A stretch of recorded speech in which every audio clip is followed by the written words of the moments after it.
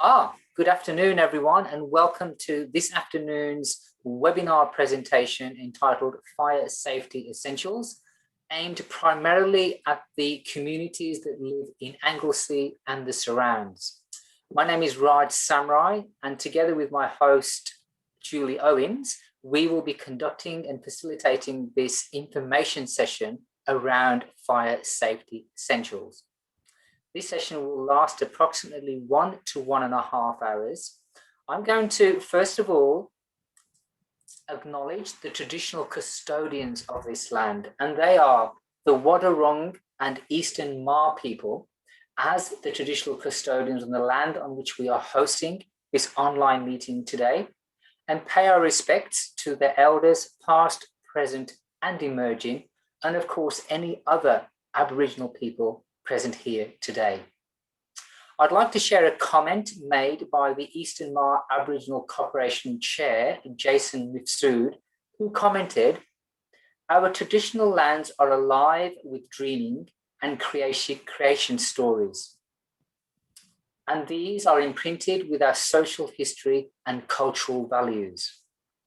So that gives you a precedence around the both historic, cultural, and geographical value of this environment, the area of Anglesea. What I'd like to do now is pass the microphone over to Julie to allow her to explain the concept of the technology that we're using today. Thank you, Julie. Thank you, Raj, and good afternoon, everyone who's joining us on this webinar. This is a webinar. That means that you cannot turn on your video or audio, and we can't see you. You will be able to interact using the chat function, and we will be using the polls, asking you to answer some polls. The raised hand function is there too. If you put something in the chat, Raj and I will be monitoring the chat during the webinar. But if you've put something in there and we're not responding, just raise your hand and that will give us an indication that you're there. When we do the polls, they are completely anonymous. We'll know we'll know how many people have actually answered the questions, but we won't know who and what you've answered. We might actually have, so the polls are completely anonymous, they're optional. When they're closed, when the polls are finished, I'll actually show you the results and we can discuss those.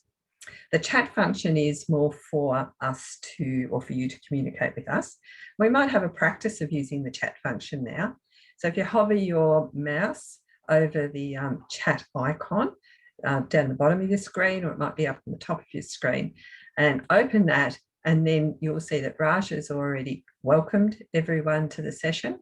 Make sure that you do, when in the to box, make sure it says all panelists and attendees, and then just type something in there. Perhaps you can let us know where you're from, what part of the Anglesea area that you've come from.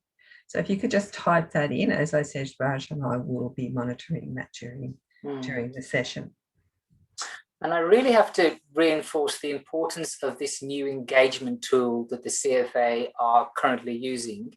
It's designed to give everyone a degree of understanding, and the engagement is important because it allows others to learn from the comments that are made. So thank you for those that are currently using that chat function. It's not high tech and it's very easy to use. If any comments or questions arise during the course of the presentation, please feel free to enter those comments in the chat function. Thank you.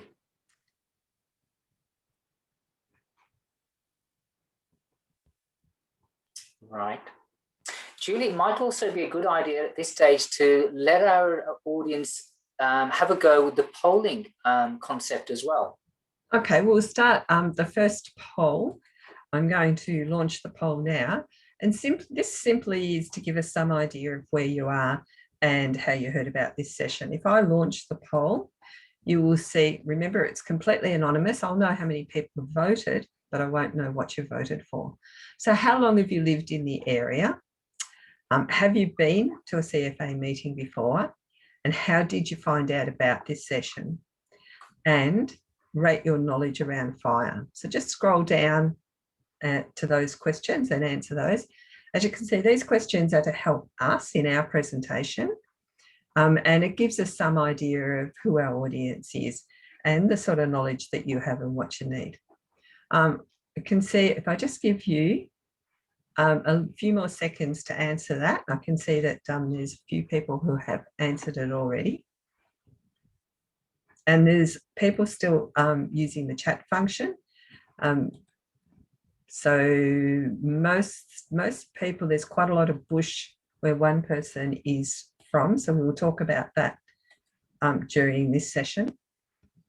I might actually give you a few seconds to finish that poll.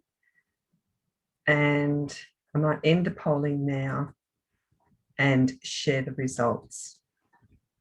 So you'll see that people have lived in the area from 1 to 10 years or 10 years plus. Some people have been to a CFA meeting and some haven't. So that's interesting, Raj. Yes. And how did you find out about the session? It's through all of those things, friends and families, social media, and the community notice board. Just gives us some idea of how to advertise these. And we've got some people who have low fire knowledge and some who've got medium. So we will address all of those things during this webinar. Thank you. I'll stop sharing. I hope I've actually reminded everyone to press the submit button when you've done the polls, just so that when you've answered those, your answers go in. But I'll stop sharing that result now. We will have other polls during the session, and I'll remind you of that then. And hand it back to you, Raj. Fantastic. And just to remind you, just to close out of the poll, it doesn't disappear by itself. So look, that gives us a baseline to start from. It's very important that we understand that your knowledge and how you rate your knowledge around fire. And it's good to see that the majority of you have that medium knowledge.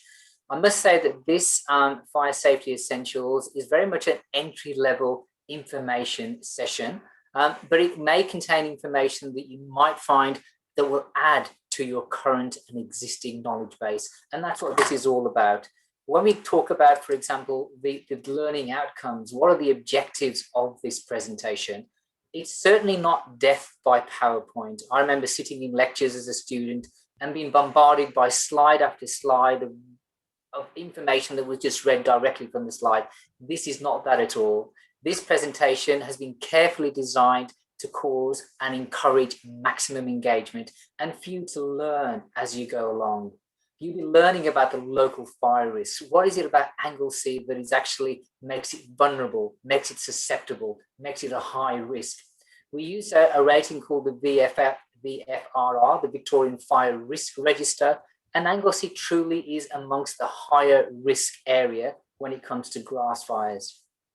The expectation around fire, what is it that we can expect? Yes, we know the flames are going to be there, there's smoke, but what are the core elements of a fire? How do you know if there is a fire? And when we talk about communication, one of the suggestions made in that early poll was that some of you found out about this meeting through social media. Social media has a place in that communication space, and we'll be exploring that very shortly. The important decision and process and planning making stages. In emergency management, we talk a lot about being prepared, about knowing what the risks are and mitigating those risks. Both Julie and I work in this space because we are passionate. We are passionate about community safety. We are passionate about risk management and mitigating the risk. We'll spend a lot of time talking about that space, and you're going to get tired of me saying the same thing over and over again. But it has to be said because fire is a clear and imminent danger. We talk about survival. You know, the best laid plans can fail. And what do we do in that instance? What are our survival options? As an advocate of the CFA mantra of leaving early and having a plan, we don't want you to be in that survival mode. We want you to be away from that danger environment, not to have to contemplate those options. But of course, plans sometimes do fail, and we need to have options B, C, and D. So let's move on with this. Let's get under the skin of fire. Let's start trying to understand the local risks. What are the local risks?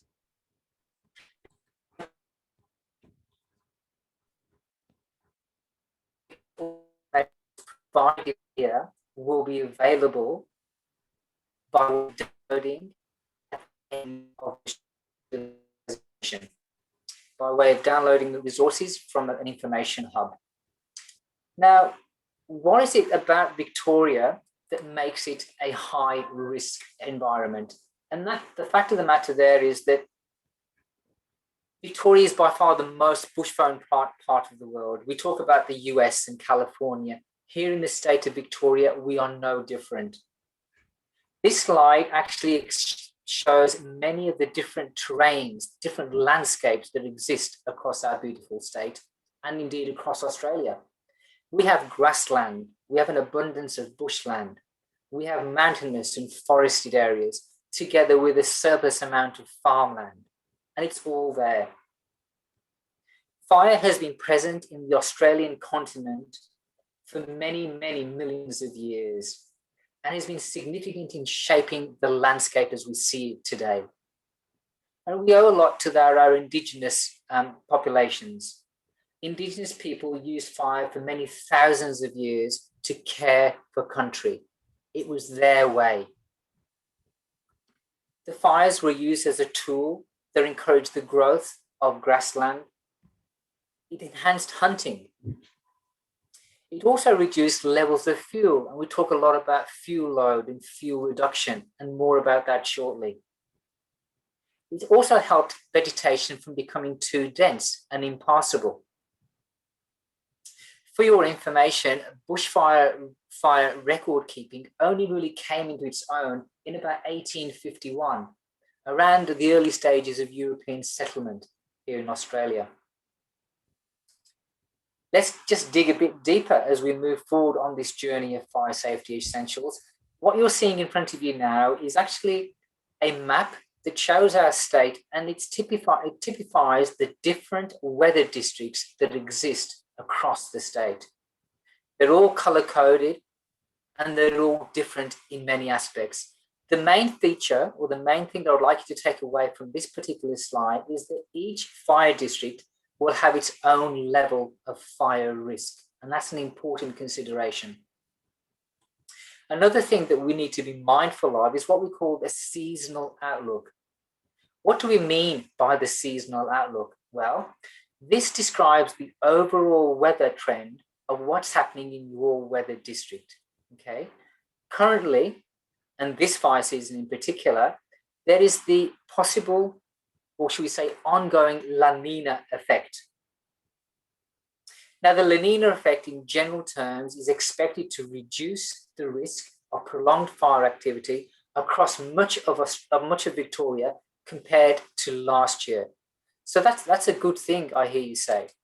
Yes, it's an excellent thing, because we know that we've had a lot of El Nina effects as well, the counterpart or opposite of La Nina. And I'll explain the difference.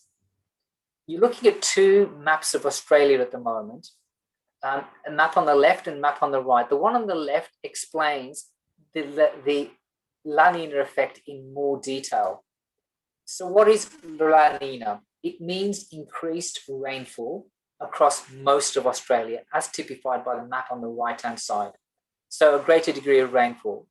However, there will be cooler daytime temperatures south of the tropics, but much higher or warmer temperatures in the north, as typified by the map on the left-hand side. So you've got a combination of high rainfall and temperatures, low temperatures daytime, high temperatures at night. What does this all mean? Well, the last La Nina effect happened during the winter of 2017-18, and this was followed in 2018-19 by El Nina. So this duality, this kind of relationship that El Nina has to La Nina is complementary. Let's just talk now about the local seasonal outlook. What does this mean for Anglesea? Anglesea itself is in a part of Victoria that has experienced, as we said earlier, slightly above average rainfall. And this has been as a consequence of La Nina. As a result of this increased rainfall, we have increased soil moisture. Fantastic news for our farmers and those that work on the land. Increased fertility, increased crop yield, great news. From a fire perspective, increased moisture in the soil causes an increased growth of fuel, prolific growth of fuel. And if you couple this with the high daytime temperatures that we've been experiencing, a couple of 30-degree plus days this week already, this actually causes a really rapid drying or curing of that fuel load. And what does this all mean for us? This means that there is the potential for fast-moving grass fires in our locality. Anglesea is not immune to this. Like every season, there is a need to be prepared for a fire that could start as a consequence of this increased fuel load. Let's spend a bit of time talking about the local vegetation, the landscape in Anglesea. And what we might do here, Julie, is open the chat function again and ask our audience to let us know what they see as the type of vegetation in their immediate area. And don't forget that anytime during our presentation, you can use the chat function. Raj and I will be monitoring that if you've got any comments. But at the same time, Raj, I might also launch the poll. So while people are thinking about that and and looking at what and letting us know what type are in their area, if I launch the next poll, which is understanding your local fire risks, that will give people some indication of what we're looking for too. Fantastic. So, that's a great idea, Julie. Yes. I'll launch the poll, and the question simply asks, what are some of the risks in your local area? What makes it high risk? And we've given you multiple choice there. Narrow, windy roads, trees hanging over access roads and escape routes, high tourist areas in summer, the speed of grass fires up to 20 kilometres an hour, numerous grass fires sparked by embers, and high fuel load. So it's multiple choice. You can choose as many or as less as you want there, and just don't forget to press the submit once you've answered those. But also there is still the chat function if there's anything else that you can think of, and people in the chat function are mentioning the high level of trees, the large number of trees and bush around Anglesea, but they've also answered some of those. You'll see that most people, I'll give you a few more seconds to finish those polls because we are asking you to use the chat function and the poll function at a similar time. So we don't want to overload you with things to do. I might end the polling there and share the results. And even if people haven't answered those, I think they'll find that everyone agrees. The speed of grass fires doesn't seem to be such, because I noticed that most people have said that they either live in the town of Anglesea or on the outskirts, which means that there are bush and trees around. So, and of course, Anglesea is a high tourist area, and that can be a fire risk as well. So I'll stop sharing those results now, and as Raj said before, if the box remains there, just close it yourself. Wonderful. Thank you. Thanks for that, Julie. I'd just like to make comment on the high tourist area in summer. We had a very unusual year last year with COVID, and the usual tourists that would travel into our beautiful state were not there, particularly our overseas tourists. And this had a major effect both economically and socially on a lot of our towns and townships along the coast there. But in terms of fire, having tourists around who have a naivety or a lack of knowledge about fire is a recipe for disaster. We have concerns in just general road sense as well when it comes to some of our tourists. So let's understand that it's the bigger picture. We may be going about our business, doing everything that's necessary to stay fire safe, but there's always going to be those people that may not be as savvy to the risk of fire. So that's an important consideration. And look, a lot of you said that Anglesea does have a large amount of narrow, windy roads, and this is so very true. Roads like this will actually prevent entry and exit. And of course, in a lot of places along the coast, places like Anglesea, where there's generally only one way in and one way out, they become bottlenecks in the event of emergencies. And I'm sure that some of us may have witnessed that in the past when there have been sort of critical fire incidences in the area. And of course, trees, when we talk about trees, and particularly large limbs that hang over roads, those trees are potential, what we call ember traps. We'll be talking more about embers very shortly. Embers can travel a long way and lodge themselves in trees, causing those canopy fires to occur. Consequently, limbs fall across roads and again block those all-important entry and exit routes. So thank you very much for answering that poll. I'm going to close out of my box now. In terms of the local vegetation, and thanks for your responses there, the predominant fuel or the predominant vegetation in the Anglesea area has to be grassland, together with areas of bush along the roadside. What this actually means is that with the potential for La Nina conditions, we have the potential for fast-moving grass fires in the Anglesea locality. What does this mean? Open grassland is susceptible to the wind. Wind is the number one driving force that impacts on the direction of the fire. Should there be a change of wind direction, so will the direction of the fire front. And this is really, really important. How's that impacted by topography? And by topography, I mean the lay of the land. If there are hills, if there are rises, if there's an inclination of a certain magnitude, how does that impact on fire? Well, for your information, fire travels far faster uphill than it does downhill.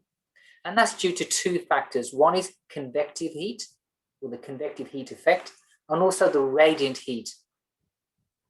Fire will travel up to double in speed for every 10 degrees rise in inclination. And let's not forget that. That's a really important factor. Some of us might become quite complacent when we see perhaps a fire advancing on the horizon, and you think, oh, there's a couple of hills between me and that fire, and there's, as is typical of that part of the world, Anglesea is made up of that kind of terrain. Don't become complacent, because your understanding now of fire is that if a fire were to happen, it will actually get to you far faster than you might have otherwise imagined. It will travel faster up hills.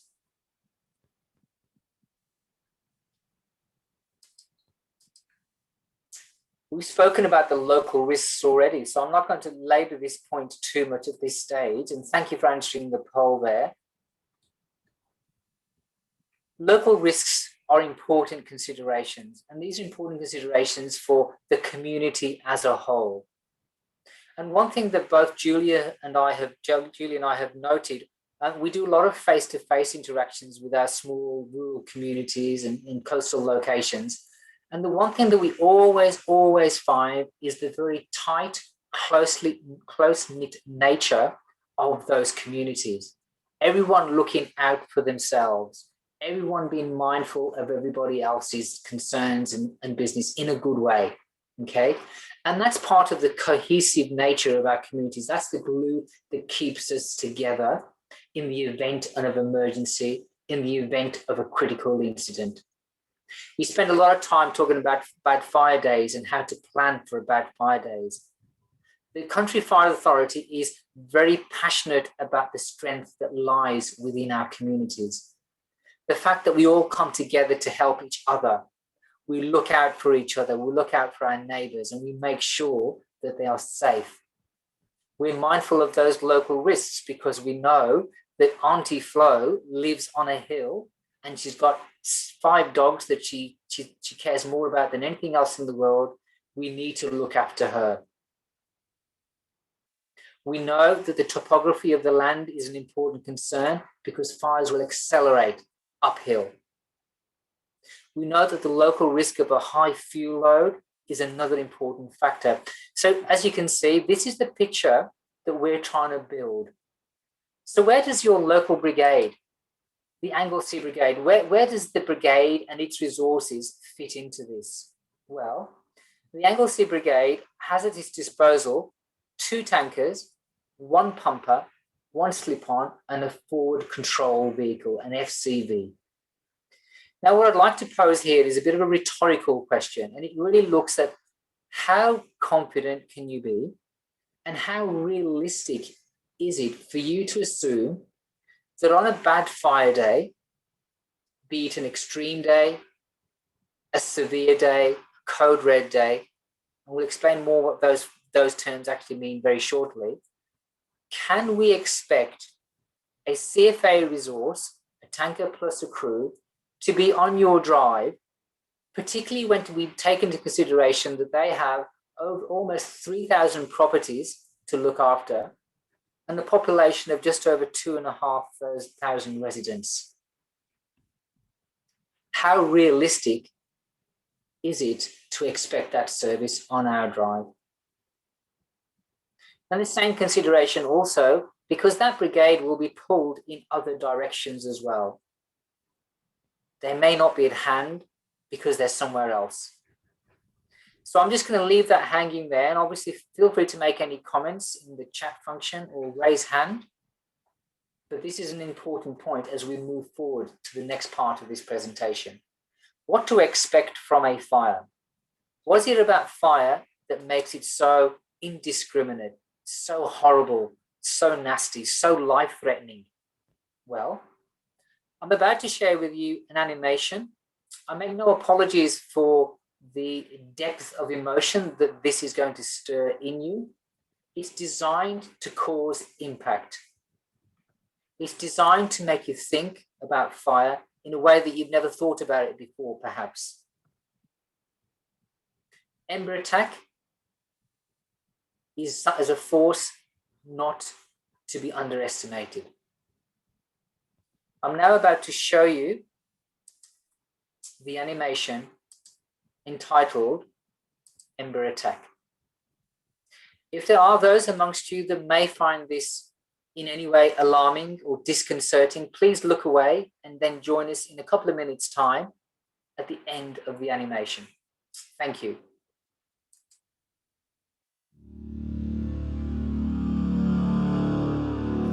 During a bushfire, embers will reach your home long before the flames do. Ember attacks are the most common way that houses catch fire. Embers are burning leaves, twigs, and pieces of bark. They help the bushfire spread by starting spot fires ahead of the main fire front. Short-distance ember attacks happen when leaves and small pieces of bark are blown from burning trees. The intense shower of sparks that forms fills the air with hot, burning embers, which will land on nearby vegetation and properties. The hot embers can easily land and get into your clothes and burn your skin, eyes, and airways. Small fires will start all around you and quickly become uncontrollable. The resulting chaos creates confusion as the fire seems to come from many directions, meaning it will be difficult to make good decisions about your safety. The experience will be physically exhausting and emotionally traumatic. Long-distance ember attack is caused by large bushfires that generate intense heat. As the hot air rises, it forms a column of smoke that sucks in air like a vacuum, increasing the intensity of the fire. The updraft in the column lifts embers, like large pieces of burning ribbon bark, hundreds of metres into the air, where strong winds can carry them many kilometres beyond the fire front. On Black Saturday, embers travelled more than 30 kilometres ahead of the main fire. When these embers land, They often start fires where leaves naturally accumulate, like in gutters, doorways and garden beds. So while you might think you're safe when a bushfire is far away, embers can fall from the sky and land around your home long before you even know there's a fire. But remember, your home isn't the only thing under threat during an ember attack. By the time you realise the danger, it might be too late as escape routes become jammed. Embers can also start fires on roads and block them completely, making late evacuation dangerous or impossible. That's why leaving early, before a fire starts, is always your safest option. You know, I've viewed that presentation a whole heap of times now, and every time it gets me every time. The impact of Ember Attack is not to be underestimated.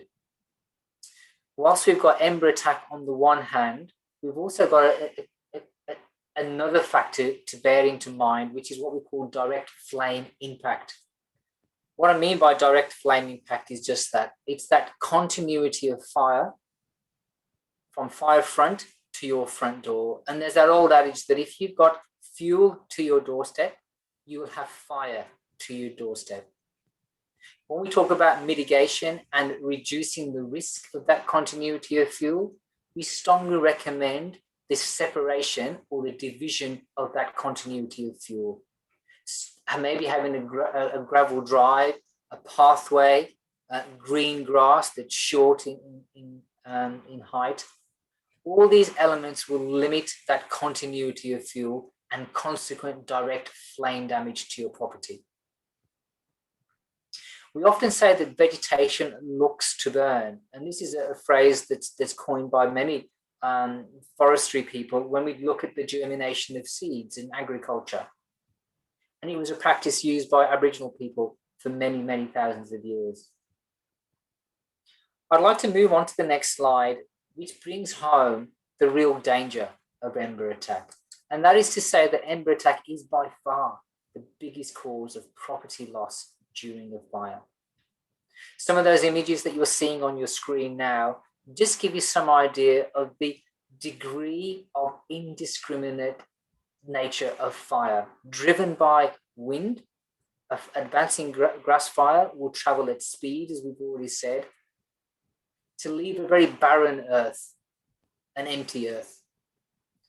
What I'd like to do now is share another animation with you while Julie gives you an introduction to the concept of radiant heat. Thank you. Thank you, Raj. So Ember Attack is one of the biggest causes of loss of property during a fire, during a grass fire or a bushfire. Radiant heat is one of the biggest losses of life during a fire. So radiant heat will reach you before those flames, and as this very graphic animation shows you, it is very dangerous. So once again, if there's anyone in the group this afternoon that is likely to be affected by some of the really graphic nature of this presentation, then feel free to look away. And once again, we make no apologies for the degree of detail. This is fire. This is hardcore, everyday, real fire. Radiant heat.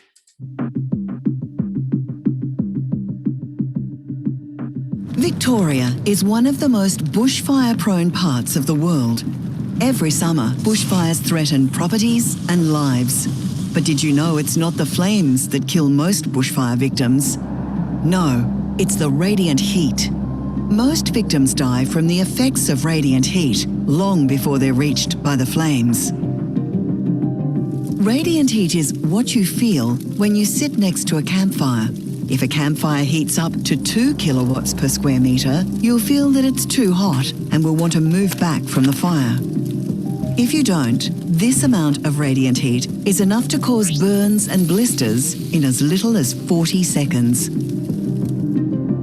At 12 kilowatts, it can cause some materials like dry timber to ignite. A bushfire can reach 100 kilowatts, and the effects can be truly catastrophic. For humans, radiant heat can cause burns from 100 metres away and cause a dangerous increase in body temperature. Radiant heat can cause the rapid onset of heat stroke. Heat stroke damages your brain, meaning you won't be able to concentrate to make good decisions as the fire arrives. Other impacts include severe damage of internal organs and death. There are some things you can do if you're caught in a fire. Cover your skin with long-sleeved natural fibre clothing, like wool. It's also useful to know that radiant heat only travels in straight lines and can't bend around corners. So, sheltering behind or inside solid structures may help protect you. But be aware, radiant heat will travel straight through glass. The best defence against radiant heat is a simple one. If you're not anywhere near a bushfire, its radiant heat can't hurt you. Leaving early is always your safest option. I think once again, the animation speaks for itself. It's graphic and it gives you the real account of the indiscriminate nature of radiant heat. It's invisible. You can't even see it. It gets to you before the flames are, before the flames arrive. What I'd like to do now, Julie, is share with our audience the fact that radiant heat is the biggest killer, but also I want to stop sharing our screen while I just find an animation that I think will be actually, so it's not an animation, it's a video. It's a real life account of people that were caught in a fire situation. And it's their kind of almost emotional depiction of what they went through during this time. This particular presentation or video is entitled "I'll Never Do That Again," and it really pulls at the heartstrings. There's a lot of emotional intelligence attached to this presentation, but sometimes words spoken by someone in a real life situation are extremely powerful. So I'll let you do the summation of this particular real life footage of real people. 10 years ago, when all the dams were full and the tanks were full and there was plenty of water, I probably would have stayed and I would have died. Nothing went the way we might have anticipated. Whatever preparations you put into place, you only need something small to go wrong. You know, in future, I don't think we'd want to put the kids through that sort of trauma, I guess. Yeah, wouldn't put the kids through that again. If it was my choice, I wouldn't stay again. If we had another day like that, if I had the opportunity to get out, I would go before the fire even got here. Before the fire even got here. Now, if there's anything else that I can say to support the fact that you need to have a fire plan, you need to be out of harm's way, particularly now that you know the threat of Ember Attack, the danger of radiant heat, the confusion and destruction that is fire. The CFA often do interviews with people that have been impacted by fire, and what you're seeing on your screen at the moment are a few testimonials from people who were caught in such situations.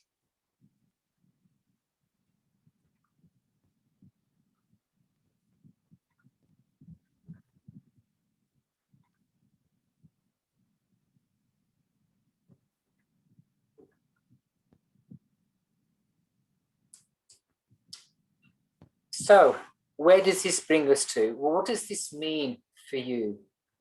What does this mean for the communities in and around the Anglesea area? The picture that both Julie and I are trying to paint here is a very real picture. It involves a stress factor, a traumatic load, should you be caught in a fire situation. It demonstrates clearly the need to have a fire plan and to act in with that fire plan. Have variations of that fire plan should situations change. It gives you an understanding that in the event of a bad fire day, exit and entry roads may well get blocked. It gives you some idea of the hidden dangers within fire, the embers and the radiant heat.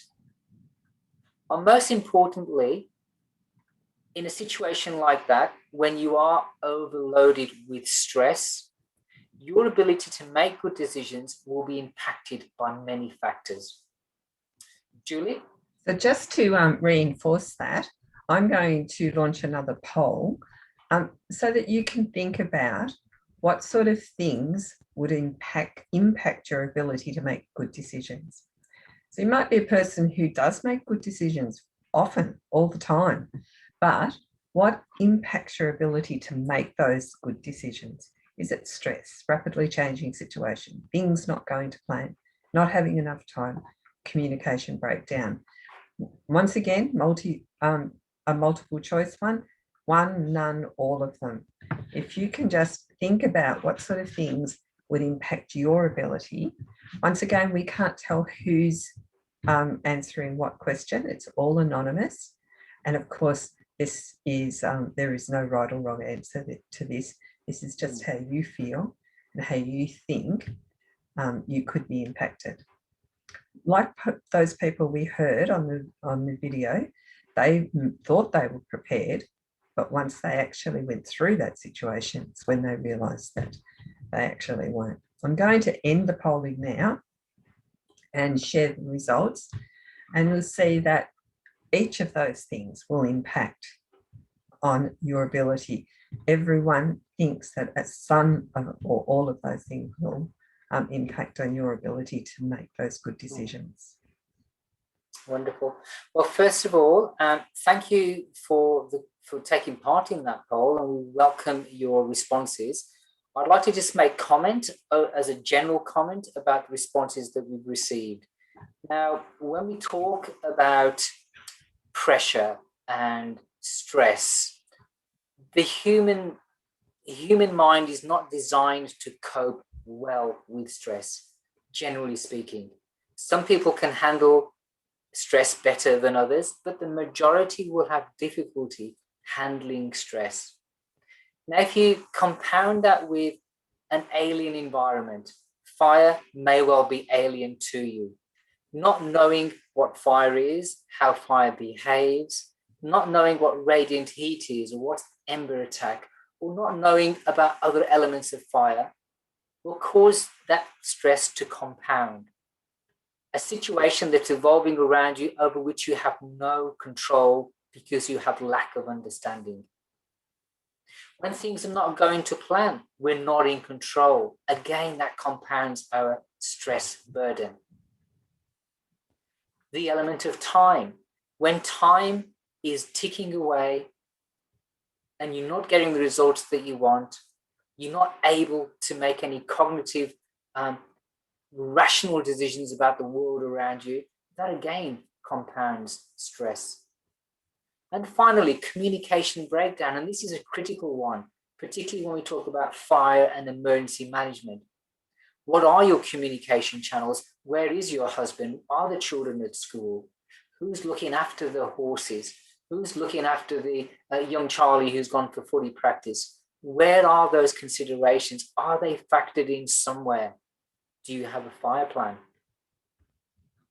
So the picture that I'm trying to paint here is that, look, if we're not prepared, and as an ex-Cub Scout, the one thing that was always drilled into us was preparation is the key.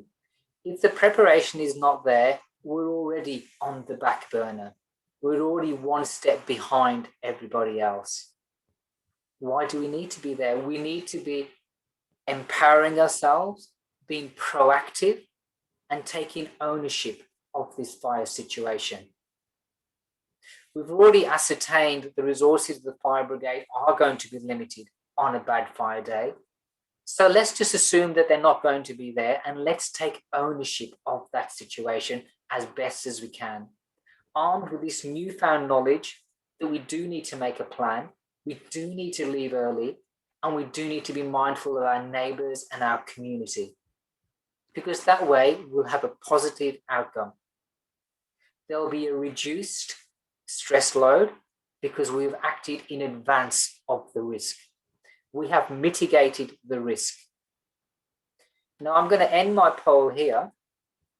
Sorry, close my screen and just move on to the next factor in this presentation. And that is, how do you know if there's a fire in your locality? What's your go-to? What's your means of communication? I think, Julie, we can just open up the chat function here. Yeah, if we could just, if you could just give us some idea of how you think you would know if there's a fire. It seems like a pretty basic question. How do you know if there's a fire? But as we've been saying, you need to be aware of the fire well before it actually reaches your property. So how do you know if there's a fire in your area? So some people are answering that in their chat function. The Vic Emergency app, which is very good to see, the 774, the ABC, which is our official emergency radio station. That's very good. What I'm going to do also is actually open up a poll. But first of all, before we do that, yes, we'll have a look at the fire danger ratings. Everyone will have seen these, either on social media, on TV, on the sides of the road. But what I would like to do is find out if you actually understand what each of these mean. So I'm going to open up this poll. I'll launch this poll. Remember, it's completely anonymous, so have a go even if you're not sure. But what does the fire danger rating mean, the FDR? Is it an indication of how likely a fire is to start? Or is it an indication of how bad a fire would be if there were one to start? And then you're in the central region. How many code red days has there been in the central region in the last 5 years? And does anyone know how many severe or extreme days have happened in the central region in the last 5 years? So if you'd just like to have a go at answering those polls, let us know what you think about each of those. I'll give you a few seconds to answer that. Once again, we can't tell who's answering what, so just have a go, do what you think, have what you think. And I must really emphasize at this stage, this is all a learning exercise. We're all learning from each other. And both Julie and I feel mightily fulfilled when we know that you've learned something that you didn't know previously, or we've clarified a misnomer. So it's all about learning. So don't be afraid to engage in the polls and give us your feedback. It's most appreciated. Thank you. And Raj is right. It's good to know if just simply to reaffirm that what you know is right anyway. So I'm going to end the polling there and I'm going to share the results. And the fire danger rating, so some people think that it was an indication of how likely it would start, and most people thought it was an indication of how bad the fire will start. And that's what the fire danger rating is. It is an indication of how bad a fire would be if one to start. I'll explain a little bit about that in a minute. In the last 5 years, the central region has not had any code red days. The rest of the state have, but the actual central region haven't. And yes, we've had 6 severe or extreme days, and they relate to the total fire ban. So I'm going to stop sharing those results now, and if we'll just talk a little bit about what each of these fire danger ratings mean. A fire can start at any time. If fires start in winter, but on a low moderate, so the danger ratings are an indication of how bad a fire would be if it takes off. So the low, moderate, the high, the very high, a fire can still start. There's nothing to say it won't start. There's nothing to say that it will, but it could be controlled. There is a possibility that on any of those days, the fire will be controlled. Fire, even on a very high day, there is every possibility that a fire will be controlled. So put the brigades on it. There might need to be more brigades sent than on a high fire danger day, but it will be controlled. Then we get to severe. Severe is when we start thinking that we're having trouble with a fire. Usually it's a hot, dry and possibly windy day. And if a fire starts and takes hold, it may be uncontrollable. Remember, these days are declared by 12 o'clock the day before. On an extreme day, they're fairly certain that it will be extremely hot, dry and windy. And if a fire takes hold on this day, it will be uncontrollable, unpredictable and fast moving. Spot fires will start, they'll move quickly and they could come in any direction. And then on a code red day, well, they're the worst possible conditions, and in both bush and grass. And that's to have a code red day declared is very, very rare.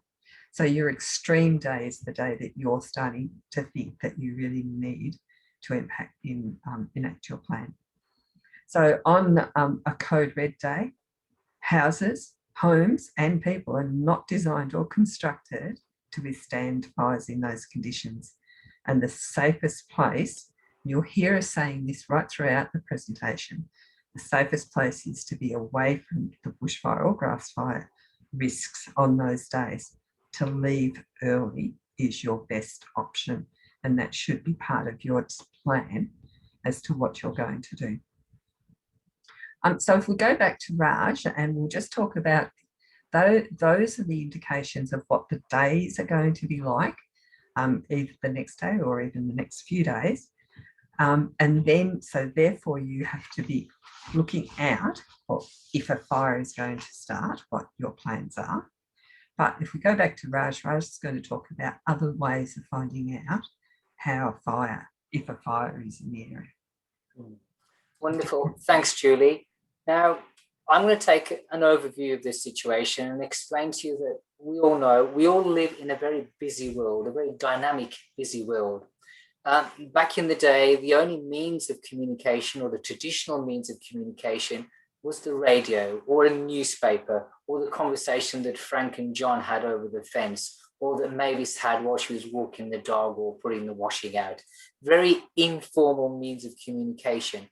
And then along came our digital platforms. You know, we are totally familiar now with the icons of Snapchat, Facebook, YouTube, Twitter, you name it, the digital revolution.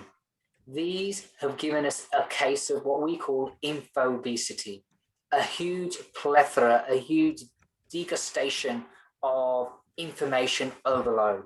We're bombarded 24/7, left, right, and center with information from this type of informal source.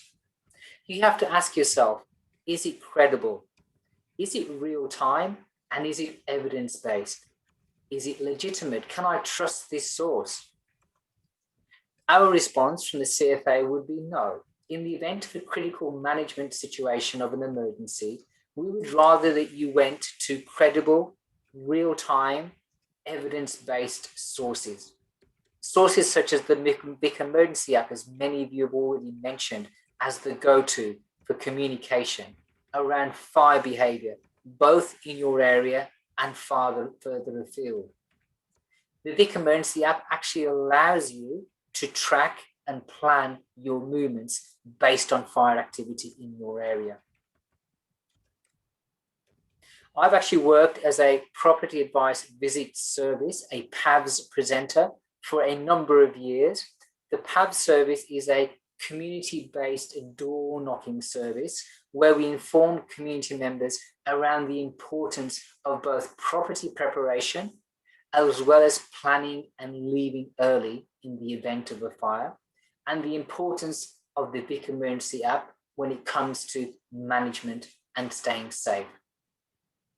The resource pack at the end of this presentation will contain a link that will allow you to download both the PAVS information booklet as well as the Leaving Early template.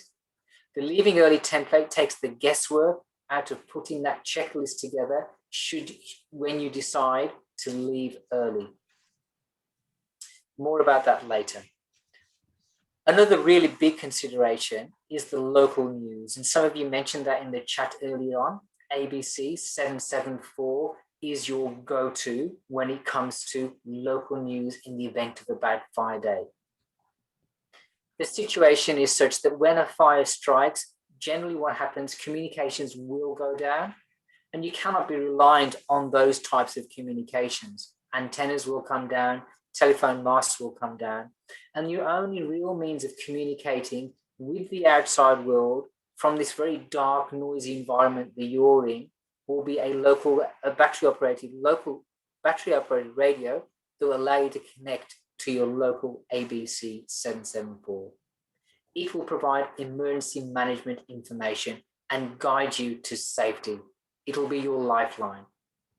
We stress the importance of having a battery-operated radio as a go-to, as a number one item in your emergency bag that's on standby all the time.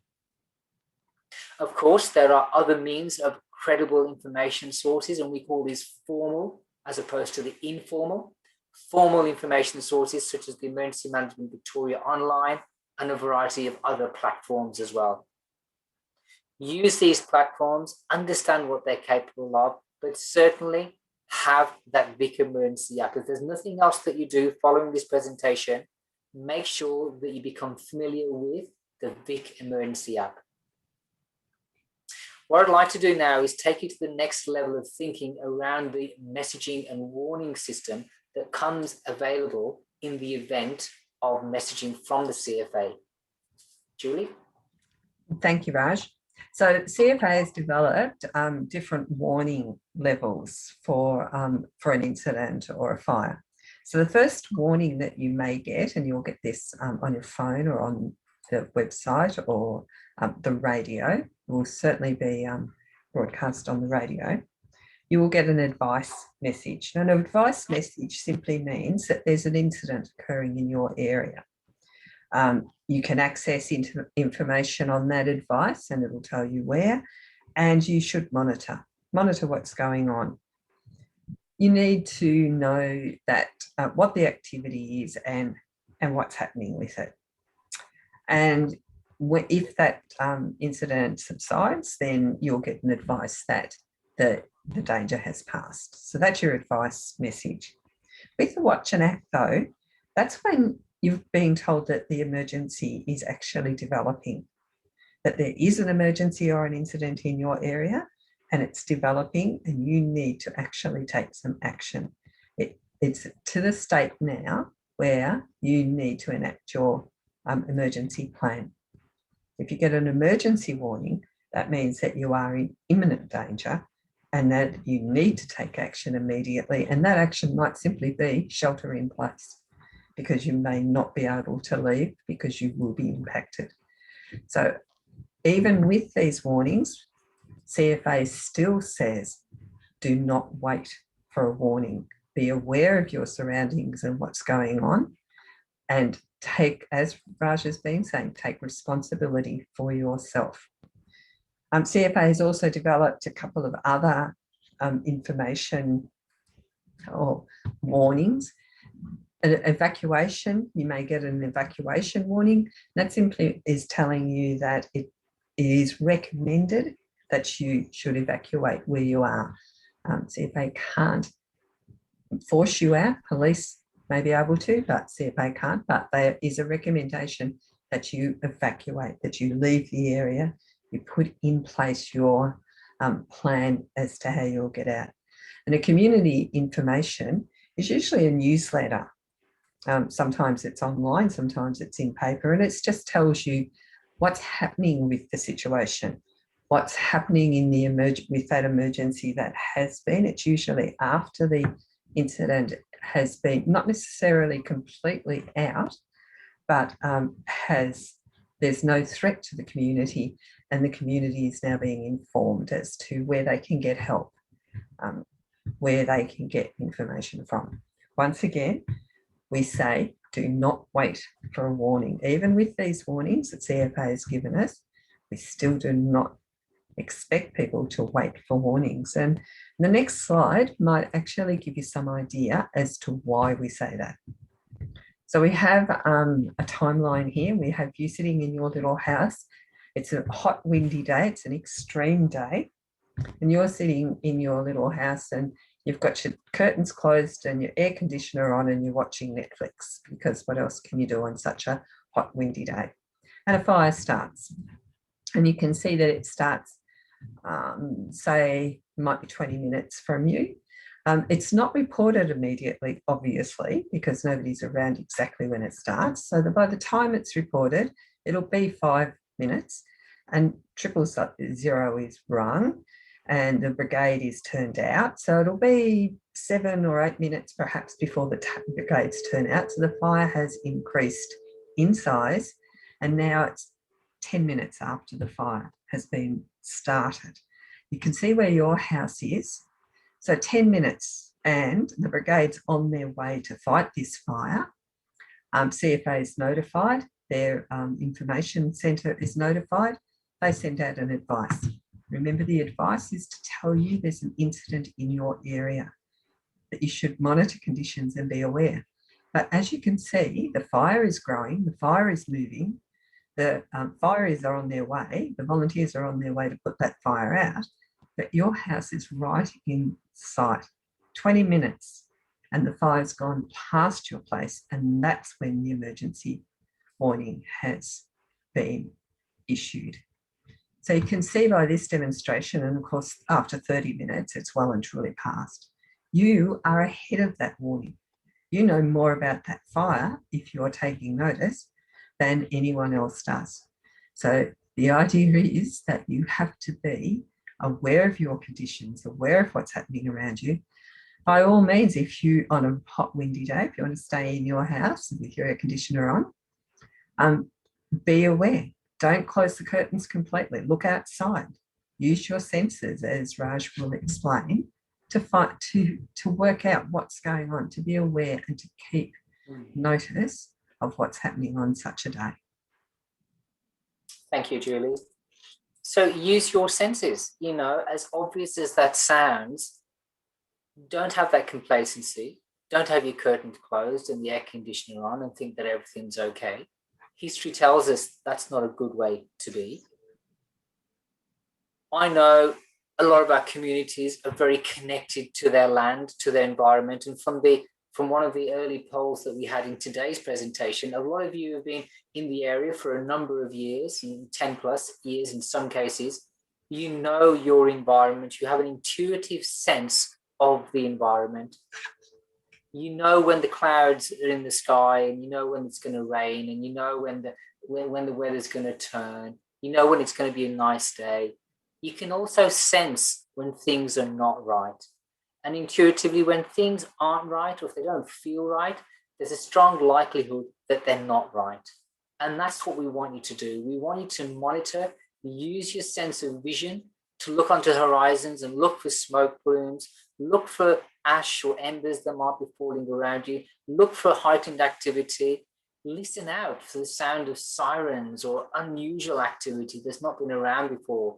Maybe if you live near a forested area, as some of you would do in the Anglesea area or woodland, listen out for falling limbs or trees or the sound of burning timber. Smell. Use that sense of smell. Smell smoke. Smell anything that's out of the ordinary that will be indicative of danger.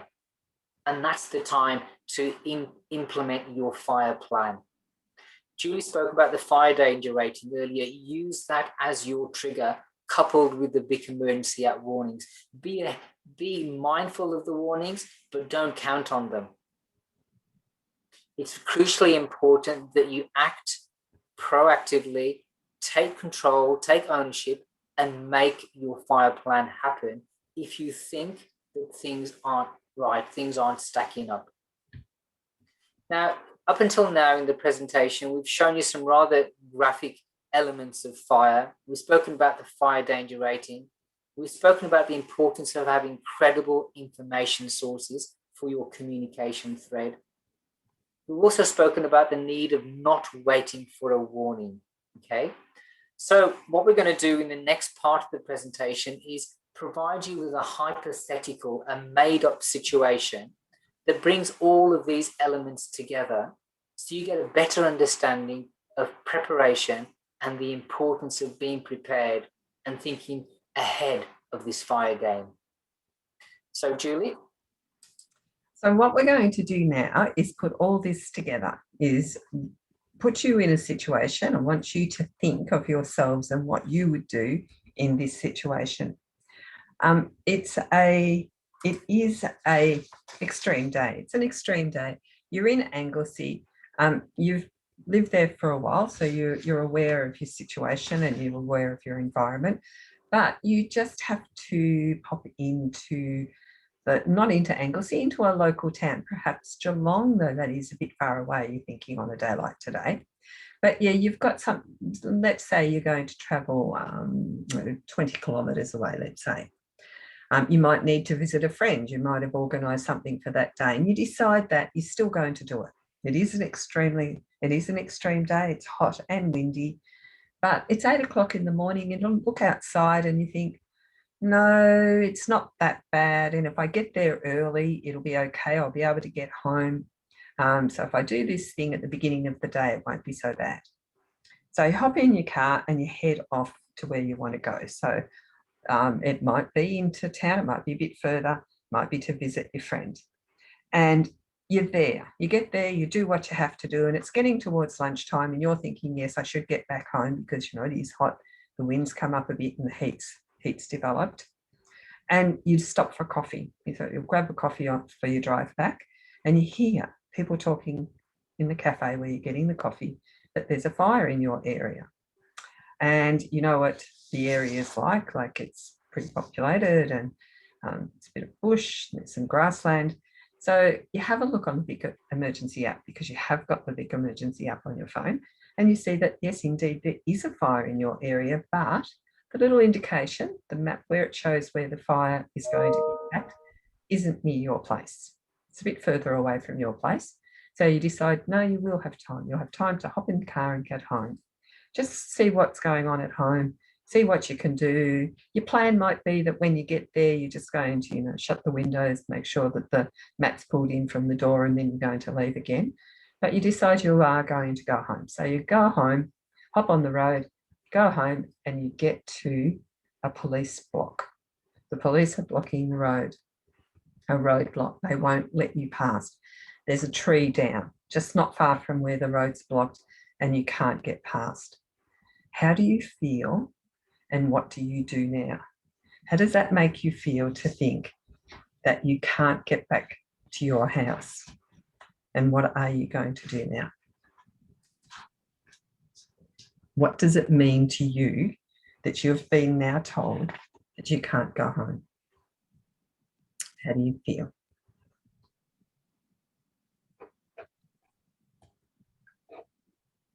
It might be a good idea, Julie, just to launch that poll at this stage to get an idea of what people would normally be doing on a Wednesday at 8 a.m.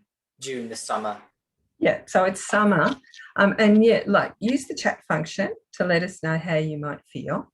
But what I'm going to do is launch this poll that's just asked you a few questions about that Wednesday, about that, and it is a Wednesday, that during summer. So where would you be on an average Wednesday in summer? And thinking about last summer, would you have been prepared to spend a few nights away from home? If you got to that roadblock and you weren't allowed into your house, would you have been prepared to spend a few nights away from home in this situation? And did you have an emergency kit packed with some clothes, important documents and stuff? If you think about, last summer before COVID, obviously, and if you can just answer those questions, think about where you would be, what you would have been doing on a day like that, on an extreme day. And would you have changed your plans knowing what the day was going to bring? I'll just give you a few more seconds to actually answer those, to think about that. It's good to see, and it's pretty obvious that most people, well, yeah, some people are at work. What I'll do is I'll end the polling and share the results. And you'll see that most people were at work, some people were home, some people are on vacation. Some were prepared, in fact, that's half and half. Some were prepared to spend that a night away from home, and not many people would have had an emergency kit packed for that, in that case. Or- Some quite interesting findings there, Julie, around particularly the emergency kit. I find it quite reassuring to know that a quarter of our group did actually have a kit, which is fantastic. You know, we generally find that the majority of our audience tend not to have that kit ready, and generally the majority don't have a plan if they need to stay away from home in an emergency like this. So, you know, 100% to the community here in Anglesea for having that kind of foresight. It's great to know that it's actually available there for you. Yeah, Sarah and Rob have got some interesting comments there as well. So what we might do then, Raj, and that might address those comments that they've put in, is continue our scenario, continue our hypothetical. Fantastic. Don't forget that you can close your polls box if it's still open, just by pressing close. Okay, so we'll continue the hypothetical, and that might actually answer and have people think about that. So this time, it's the same day. You've done your bit. You've done what you've had to do. You've heard in the cafe that there's a fire in your area, and you've looked at your big emergency app, and you've seen that no, it's not quite at your place. So this time you actually get home. There's no police block yet, roadblock. So you actually get to your house.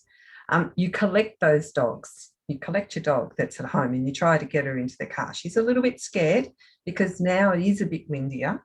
It's very hot. It's the middle of the day. And you can actually smell smoke. So you collect your dog, first thing, put her in the car, but you leave the door open because you're not going to let her sit in the car, in a hot car. And you have a bit of problems because she wants to follow you back into the house, because you just want to run back into the house to get your passports. You're planning a holiday later in the month, and if anything happens to your house, you don't want to lose your passports.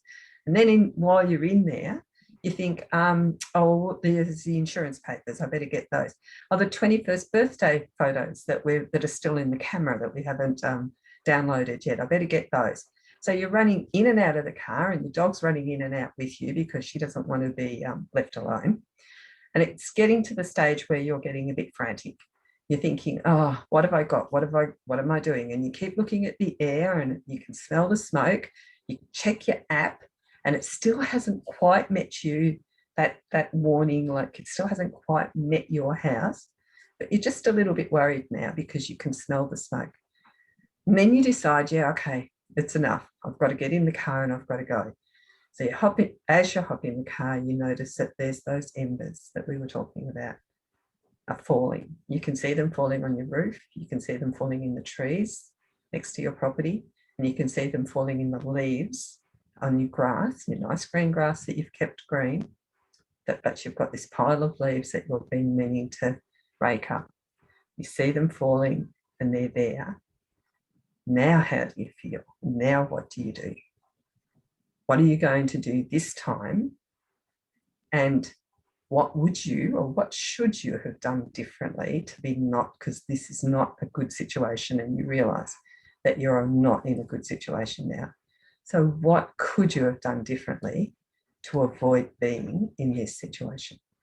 I'm not going to actually launch another poll. I would like you to just give me a few comments in the chat. Just tell me what you would have think. Like, what would you have left your dog at home on a day like that if you knew that it was going to be such a bad day? Would you have gone into town at all? Would you have left your property? Would you, if you did have that kit, instead of having it at the front door, would you have it in the car? Or would you simply have had the kit at the front door so that when you got home, you could grab your kit at the front door and put it straight in the car? Grab the dog or the cat, and they're in the car as well. What would, when you think about it, personally, what would you have done differently?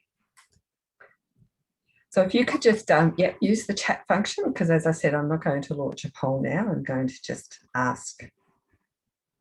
Yeah, so yeah, not leave Anglesea on an extreme day. Have the property prepared to go. Remember our take-home message from this whole presentation is leave early. CFA does not advocate that you stay and that you stay and defend your property on an extreme or a code red day. Have your property prepared. Have those leaves raked up. Have your gutters cleaned. Yes, that's exactly what you should have been doing. And you know, I might just make comments here, Julie, just to reinforce, first of all, the hypothetical or pretend nature of this particular scenario. And despite its pretend nature, can you see the number of questions that it's actually evoking, the number of thought processes that are needed to make sure that you're safe in this environment, all the considerations that need to be taken at the last minute? Had this been a real life situation, can you imagine the amount of pressure or stress load that you would have been in? And this is just a pretend situation. That's exactly right, Raj. If just talking about it makes you stressed, imagine what it would be like if it was actually happening. So that's why we want you to think about it now in an environment where you haven't got that immediate stress. Absolutely, absolutely. So the bottom line has to be preparation. It has to be that element of thinking ahead and planning ahead, having that all-important Vic Emergency app on your mobile phone. And of course, as the CFA are always prepared to offer a bushfire planning workshop in your area. And again, that resource link will be available at the end of this presentation. We have to make mention as we come towards the end of our presentation, almost there, that look, COVID-19 is still around, and maybe I'll be around for a while longer yet. In the interim, we would like to suggest and let you know that the CFA are happy for you to leave a high fire risk on a high fire danger day, okay? If you are in isolation mode, maintain your isolation as you move to your new location, but make sure that the owners or people in that locality are aware of your isolation mode and maintain your COVID safe plan. Also, you are allowed to travel for the purposes of preparing your property for the fire season. Let's finish off this presentation on a high. Thank you for your ongoing presence and the constant feedback that you're giving us. We acknowledge that. Survival options. The best laid plans can fail. What are your options? And we've spoken about some of these already when we spoke and watched the animation on radiant heat. Cover up from head to toe. Don't leave any skin exposed. Use natural fiber clothing as shown in this slide. It is a great idea to have these items of clothing in your emergency bag should you not have time to get into them at a previous time. May have them available should you want to get changed into them at a later time. These could be your lifesaver if you have to seek shelter from radiant heat. When we talk about seeking shelter, remember radiant heat will not pass through solid objects. It will pass through glass, so be careful there. Avoid any glass should it break or shatter. Sheltering behind or inside solid objects is one way of sheltering from radiant heat. Remember, radiant heat travels in straight lines, it travels laterally. It cannot move or travel around corners. It's invisible and it kills. It is fatal. You don't want to be in that situation. Just as you do not want to be in a situation where there is a fire imminent, but we understand that when survival is necessary, you are allowed and it is possible for you to seek refuge in a watercourse like a river, a dam, or a swimming pool. These will provide a level of protection from an advancing fire. I'd like to hand over to Julie now to explain the significance of stationary vehicles of any kind and what the CFA's take is on seeking refuge in a stationary vehicle. Suffice to say that vehicles are designed to get you from A to B and nothing more. So if you are caught on the road in a vehicle, in a you should not drive through fire. So if you have not already, you should not drive into fire, like the animation showed, where the car was driving along and the tree fell down in front. If you have not got out before then, don't hop in your car. But if you are caught in a car in a fire, then you should try and pull over off the road. You need the road clear. You don't want to block emergency vehicles or cause a crash from another vehicle, a collision. Try and pull into a section of either burnt ground or very cleared ground rather than into bush or high grassland. Get down low. Remember the radiant heat going through the windows, so get down low. Hopefully you might have a woolen blanket. Hopefully you'll have the change of clothes in your car if you're not already in them. Have water for hydration so that your body hasn't had those effects of the heat, and you may be able to think clearly once the fire has passed. Once the fire's passed, and it will be very quick, it will be very hot, it will be very dirty, it will be very loud, and it will be very scary. Hop out of the car, monitor where the fire is, and of course hop out of the car on the other side of the fire. So sheltering in a place that has low fuel loads is the best option. But when you're in a situation where there is none of that, that's when we say your best option is to be not there in the first place, to get out early. Thank you, Julie. I'm now going to spend a bit of time referencing our neighbourhood safer place.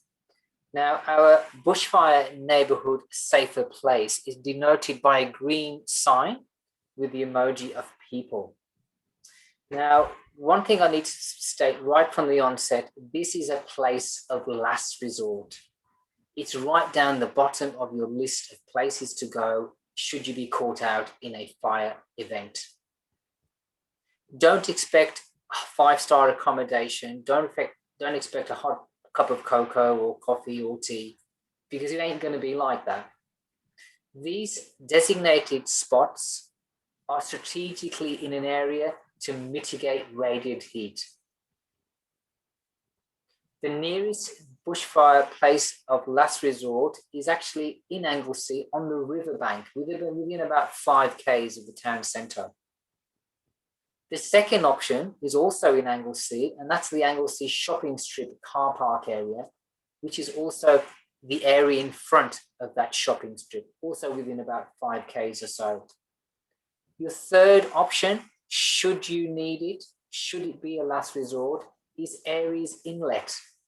And it's the grass road reserve between 73 Great Ocean Road and Bamborough Road. And that's about 10 k's away. But the emphasis here is that you should not need to access a bushfire place of last resort, because you will have implemented your fire plan and you would have used the fire danger rating, your intuitive sense of what's right and wrong in the environment, and of course the Vic Emergency Act to make an informed decision to have left that area of imminent fire danger. When we talk about some of the graphics, now I have shown you some rather graphic depictions of fire, and these are no less than what you've already seen. This is fire at its worst, at its many forms, a force of nature that is uncontrollable, unpredictable, and hugely devastating to our environment, both physically and of course physiologically as well. Plumes of smoke that reduce visibility, high intensity heat through radiant heat, and we know all about that now. Those hot embers that fly up into the air, and rapidly advancing grass fires, as is typical of a La Nina effect. Have that plan, stay safe, look to your guide to survival that is actually a downloadable resource, and of course, property preparation. Some of you mentioned that in one of the chat functions. Yes, property preparation is a critical component of staying safer. It'll buy you time in the event of a fire event. As I said earlier, the bushfire planning workshops are available to you. We're happy to arrange those, again, through this resource. connection to your local brigade, and this is quite crucial. It may be that some of you are already connected to Noel. Noel and I have had a couple of conversations around fire safety, the capacity of the local brigade.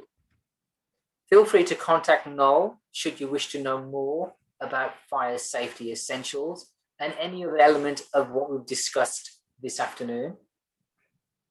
Before I go on to the next slide, we may just launch our last and final poll, Julie. And before we do that, Raj, we have a question in the chat about the last resort, place of last resort. The CFA, someone from the CFA has suggested that the Point Road Night Beach might be a place. There are, in different areas, there are unofficial places of last resort, places where people think it may be the best place to go, and they might, and it might be part, the CFA, the local brigade may be part of that. To become an official place of last resort, you have to actually, there are a whole formula, a whole lots of different reasons to make it a place of last resort. So it could be that this is a new one that since we've done the presentation since the beginning of this summer, that this is an added place, or it could be that it is an unofficial place of refuge. Yeah, well, I'll certainly take that on notice, and I will investigate the comment that's made there. And if it's such that it is a recognised place of last resort, I'll add that to my notes, particularly for Anglesea. Okay, and thank you for the comment. And so now I'm going to launch the last poll. Now, this last poll is simply for us. Once again, it's an anonymous, so you don't have to worry about us knowing who said what. But this poll is to give us some information about the presentation this afternoon. So it simply asks you, did this meeting give you a better understanding of bushfire risk in your area? So it's a yes, no, or confirmed what I already know. And would you recommend this program to family, friends, or neighbours who live in a fire-prone area? So if you could just answer those, like I said, it's more sort of for our benefit. And thank you very much for that. It's yes in both cases. So thank you. I will share those results before I close the poll. Thank you. Wonderful. Thanks, Julie. Well, as we proceed into our final slide, some of the images may well have been quite impactful to some people, and we apologize for that to some extent. They are designed to give you that real sense of fire. Until you get that sense of fire, you may well be complacent to the danger that is fire. If you have in some way been impacted by the graphics, there are a couple of helplines there that you are welcome to access for further support. On behalf of Julie and myself, I would just like to thank you for your participation this afternoon, for your feedback and comments. I hope that the presentation has given you food for thought. It's given you elements of information that will keep you safe during this fire season. And of course, Noel is available to take any questions, and I can be contacted through Noel should you want to know more about the work of the CFA, the nature of the PAVS team, the Property Advice Visit Service. Our main message to you this afternoon is to stay safe, be prepared, take ownership of the situation, have that fire plan, monitor conditions regularly, and leave early. On that note, thank you very much for listening. Thank you, everyone. Thank you very much.